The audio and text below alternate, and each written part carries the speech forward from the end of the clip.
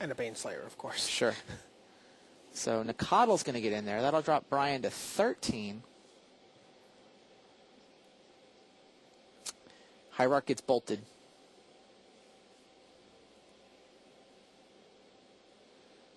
Hunter gets bolted by his own land.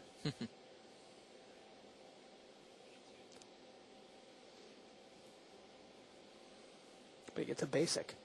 He only gets No reason to pay 2 life if you don't have to. he only gets singed. And there's a Tarmogoyf. Yep. We have land, creature, instant. I think that's it. I think it's a 3-4. I think that's it, yeah. I think it's hard for it to So a get much 3-4 of and a 3-3 for Hunter Burton.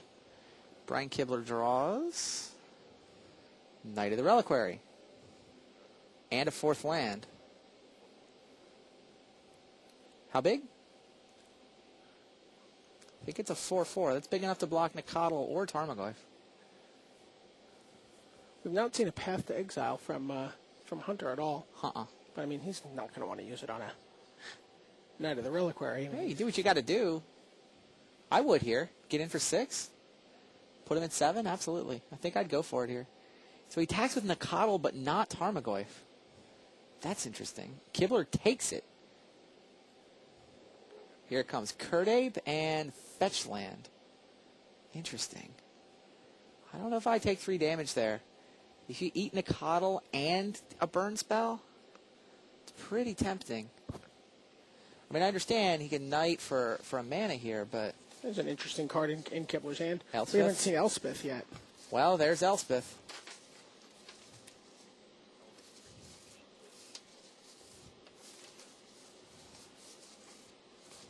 Makes a token.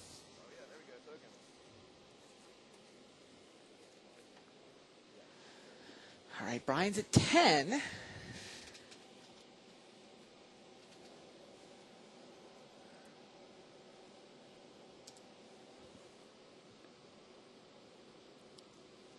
Bumps loyalty to 5 on Elspeth.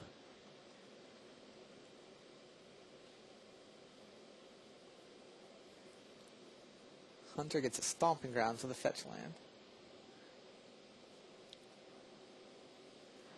All right, Sayoshi Ikeda and his Spectral Zoo deck sits in the finals waiting for the winner of this. It's Game 5. Who do you think Sayoshi Ikeda's rooting for here?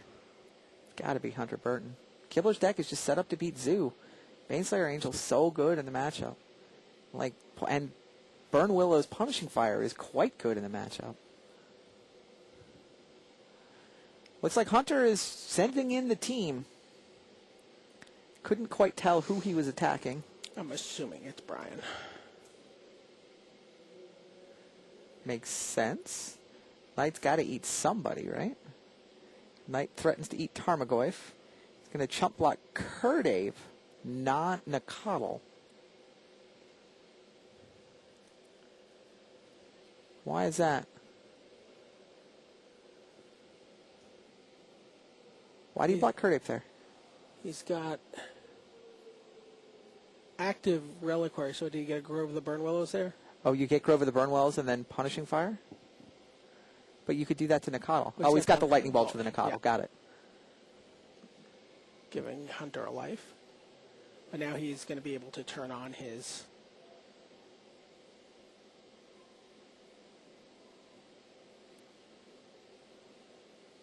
suite of Punishing Fires in the yard.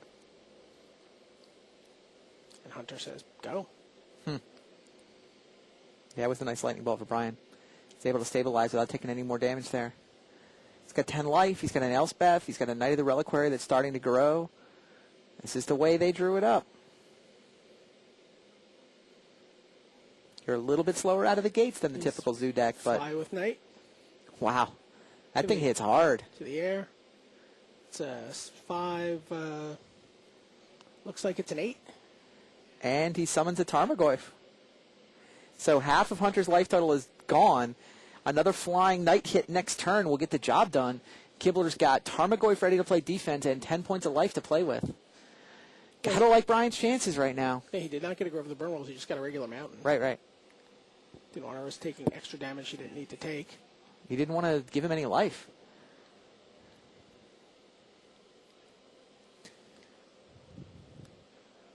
Hunter basically needs to path that knight. It's my read.